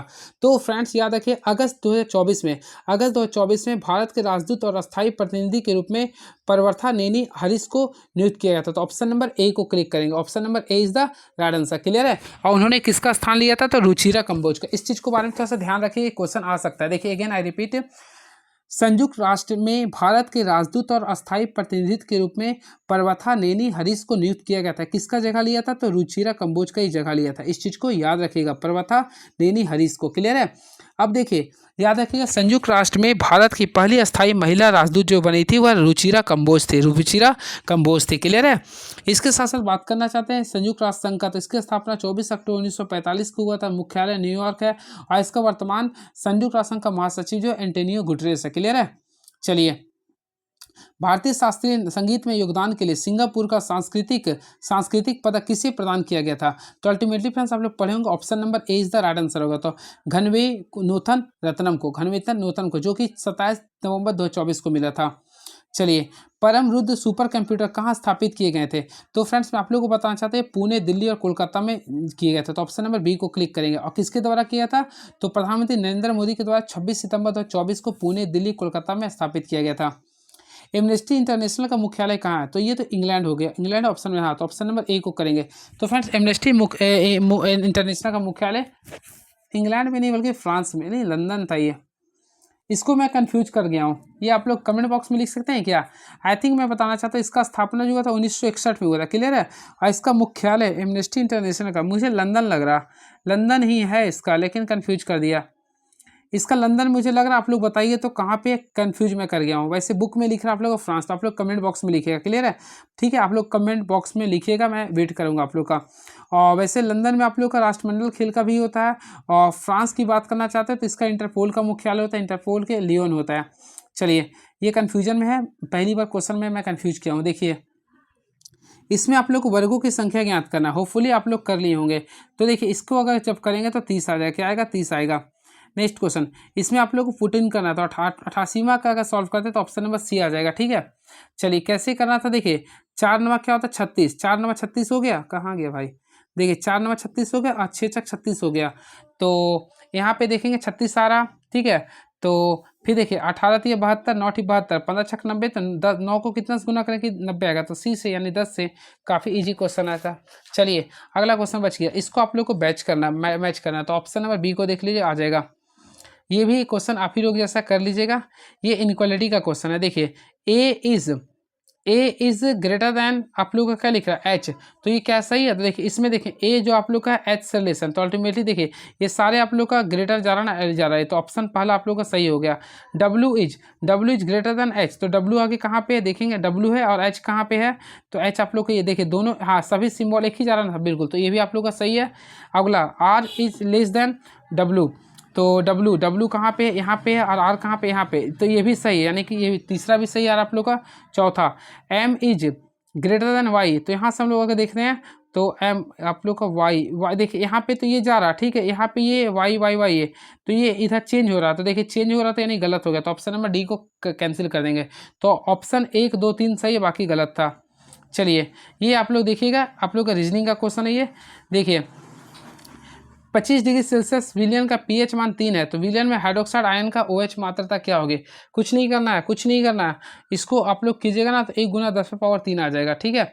चलिए कैसे कि ये भी तो कन्फ्यूजन बताना आप लोग को। देखिए आप लोग पढ़ेंगे पीएच, देखिए आप लोग को फार्मूला अल्टीमेटली मैं बताया था, तो पीएच देखिए आप लोग को मैं बताया था पीएच इंटू POH, इसका जो वैल्यू होता है 14 होता है 25 डिग्री सेल्सियस पे, क्योंकि आप लोग जानते हैं पोटेंशियल ऑफ हाइड्रोजन और हाइड्रोक्साइड आयन का वैल्यू 14 होता है, क्लियर है। अब यहाँ पे देखिए पीएच का वैल्यू कितना लिख रहा था, 3 लिख रहा था, ठीक है, तो POH का अगर वैल्यू निकालेंगे तो वो 14 में से 3 गया तो क्या बचेगा, 11 बचेगा ना, तो OH का वैल्यू आप लोग का 11 आ गया। तो हम लोग इसको बदलने के लिए क्या करेंगे, 10⁻⁻11 m कर देंगे, जो कि ऑप्शन नंबर ए को क्लिक कर देंगे। तो काफ़ी इजी क्वेश्चन है। चलिए बातें करना चाहते हैं पीएच स्केल का, तो पीएच स्केल का फुल फॉर्म होता है पोटेंशियल ऑफ हाइड्रोजन होता है, जिसकी खोज सोरेनसर ने किया था, इसका नाम बैकमैन ने दिया था, और इसका फार्मूला क्या होता है -log × H+ आयन होता है। देखिए इतना ज्ञान दे रहे हैं, -log × H+ आयन होता है। इसका वैल्यू क्या होता है, पीएच का वैल्यू अगर 7 से अधिक है, देखिए अगर 7 से अधिक है तो वह क्षारीय होगा, और 7 से कम है तो वह अम्लीय होगा, 7 के बराबर है तो उदासीन होगा, क्लियर है। चलिए ये क्वेश्चन आप लोग के लिए, एक कार सीधी सड़क पर 72 किलोमीटर प्रति आवर की नियत चाल से गतिमान है, तो कार क्या होगा, तो हमेशा जब नियत गई गति पर रहता है तो उसका हमेशा बल 0 होता है, तो ऑप्शन नंबर सी को क्लिक कर देंगे, ठीक है, क्योंकि एफ बराबर क्या होता है, ma होता है, ठीक है। अब जब नियत एक एक्सेलरेशन जब 0 आ जाएगा तो फोर्स भी 0 होगा ना। चलिए 95 नंबर देखते हैं क्या है, ये काफ़ी तगड़ा क्वेश्चन है ये क्वेश्चन जब भी आता है, जब भी अगर आप लोगों का सेम है, सिंबल अगर प्लस का है तो आगे 12 को तोड़ेंगे 2 पार्ट्स में, तो कंसिक्यूटिव पार्ट्स में, तो 4 × 12 हुआ। अब देखिए प्लस का सिंबल रहेगा तो बड़ा संख्या को लिखेंगे 4 होगा, अगर माइनस रहता है तो 3 लिखते हैं, तो प्लस था इसलिए 4 आंसर, यानी ऑप्शन नंबर डी को क्लिक कर देंगे। यहाँ पे संख्या वह संख्या जिसका एक और स्वयं के अलावा अन्य गुणनखंड होते हैं, तो उसे बोलते हैं भाज्य संख्या। क्या बोलते हैं, भाज्य संख्या, तो ऑप्शन नंबर डी को क्लिक कर देंगे, यानी 96 का राइट आंसर होगा, ऑप्शन नंबर सी को डी को क्लिक कर देंगे। ये देखिए 7 मीटर ऊंचाई वाले किसी पेड़ के शीर्ष से किसी मीनार का उन्नयन कोण 30 डिग्री है, यदि मीनार की ऊंचाई 47 मीटर है तो मीनार के पेड़ से वह कितनी दूरी होगी, तो हम लोग क्या करेंगे, दूरी निकालना है तो दोनों का डिस्टेंस लेंगे, यानी 40 आ गया, और 30 डिग्री का वैल्यू के लिए क्या करें, √3 से मल्टीप्लाई करेंगे, तो 40 √3 मीटर, यानी ऑप्शन नंबर सी को क्लिक करेंगे। वैसे आप लोग बाय द वे फिगर से भी बना सकते हैं, देखिए इस टाइप से आप लोग को करना पड़ेगा। ये मान लीजिए कि अब देखिए इस टाइप से आप लोग को पूरा करना पड़ेगा। टोटल कितना है, ये 47 मीटर है, ठीक है, और आप लोग को यहाँ पे एंगल कितना शो कर रहा था, 30 का कर रहा था, ये मान लें x मीटर मान सकते हैं, तो आप लोग बना लीजिएगा, ठीक है। वैसे 40 √3 आएगा, गलत मैं नहीं बताता हूँ। देखिए इसको सॉल्व करना पड़ेगा, ये रीजनिंग का क्वेश्चन है। 9 यहाँ पे अगर आप लोग कीजिएगा ना तो 98 का राइट आंसर आएगा, ऑप्शन नंबर बी। अब लास्ट यहाँ पे देखिएगा 99, तो 99 को आप लोग कमेंट बॉक्स में लिखिएगा क्या आएगा। वैसे 99 का भी देखिएगा तो देखिए 24.5 और 1.5 दोनों आगे 26 और 26, यानी कि दोनों बराबर है, तो यानी कि 45 डिग्री, तो ऑप्शन नंबर डी को क्लिक कर देंगे। देखिए लिख रहा 1.5 लंबा एक प्रेक्षक 26 मीटर ऊंचे एक मीनार को 24.5 मीटर की दूरी से देख रहा है। प्रेक्षक के आंख से मीनार के सूर्य का उन्नयन कोण क्या होगा, कुछ नहीं करना, देखिए ये दोनों को सम कर देंगे, 24.5 और 1.5 ऐड करेंगे तो 26 मीटर आ गया, और यहाँ पे दूर यहाँ पे आप लोग को 26 मीटर लिख रहा, tan थीटा बराबर दोनों को कैंसिल कर देंगे, एक आ तो tan कितना का वैल्यू 1 होता है, 45 का होता है। लास्ट क्वेश्चन 100वां क्वेश्चन है, तो 0.00525 है, तो अल्टीमेटली में 0 पॉइंट इसका क्या होगा 0.5 होगा, और 2.25 के करें तो 1.5 होगा। अब इसका करेंगे तो 0.25 होगा, क्लियर है। सारी का मल्टीप्लाई करेंगे तो 0.01785 होगा, ठीक है। तो राइट आंसर करेंगे तो ऑप्शन नंबर बी को क्लिक कर देंगे। चलिए ये रहा 100 क्वेश्चन सीरीज, कैसा लगा आप लोग कमेंट बॉक्स में बताइएगा। 100 क्वेश्चन को मैं डिस्कस किया हूँ, देख लीजिए। अब मैं क्या करता हूँ, देखिए सेट नंबर 28 को चालू करूँगा रात को, ठीक है। आज मैं 28, 29, 3 सेट को और भी मैं पूरा करवा दूंगा, क्लियर है। अब मैं क्या करता हूँ, आप लोग के सामने कुछ नहीं, अभी एक और वीडियो बनाने जा रहा हूँ, जिसमें इसी में क्या करता हूँ, थोड़ा सा करंट अफेयर को ऐड कर देता हूँ। 1 मिनट वेट नाउ, थोड़ा सा वेट कीजिए आप लोग। तो फ्रेंड्स यहाँ पे मैं स्टैटिक जीएस के तौर पे चलता हूँ। देखिए यहाँ पे मेरे पास एक टॉपिक आया था शास्त्रीय नृत्य के बारे में। देखिए संगीत नाटक अकेडमी भारत के केवल 8 शास्त्रीय नृत्यों को मान्यता देती है। हालांकि संस्कृति मंत्रालय भी छऊ नृत्य को भारत का अर्ध शास्त्रीय नृत्य मानता है, जिसमें भारत के शास्त्रीय नृत्यों की कुल संख्या 9 हो जाती है। यानी कि देखिए आप लोग देखिएगा संगीत नाटक अकेडमी के अकॉर्डिंग देखिए तो 8 शास्त्रीय नृत्य है, लेकिन संस्कृति मंत्रालय जो देती है वह छऊ नृत्य को ही मानती है, यानी कि टोटल 9 हो जाती है। अब देखिए 9 के लिए आप लोग को याद करना पड़ेगा। सबसे पहले सबसे पुराना शास्त्रीय नृत्य कौन सा? तो भरतनाट्यम जो कि तमिलनाडु का है, कथक उत्तरी भारत यानी उत्तर प्रदेश का है, कथकली केरल का है, कुचिपुड़ी आंध्र प्रदेश का, मणिपुरी मणिपुर का, मोहिनीअट्टम केरल का, उड़ीसी उड़ीसा का है, सतारिया का असम का है, छऊ देखिए झारखंड बंगाल और उड़ीसा का होता है। क्लियर है? भरतनाट्यम का अर्थ क्या होता है? देखिए भा का अर्थ होता है भाव, जिसका अर्थ होता है भावना, रा का अर्थ होता है राग, जिसका अर्थ होता है संगीत, ता का अर्थ होता है ताल, जिसका अर्थ होता है लय, नाट्यम का अर्थ होता है लय नृत्य। तो देख लीजिए क्या लिख रहा है, सादिर और दसी अट्टम नाम से भी जाना जाता है। सबसे पुराने और कठिन भारतीय शास्त्रीय नृत्य में से एक है। रंगमंच कला बनाने वाली पहला पारंपरिक नृत्य है। तो ये सब सारी चीज़ों को आप लोग को पढ़ना पड़ेगा, इतना तो टाइम नहीं है फ्रेंड्स बताने के लिए। चलिए नेक्स्ट वीडियो में आता हूँ तो सारी चीज़ों को मैं और बताऊँगा। क्लियर है? तब तक आप हमारे चैनल के साथ बने। Thank you so much.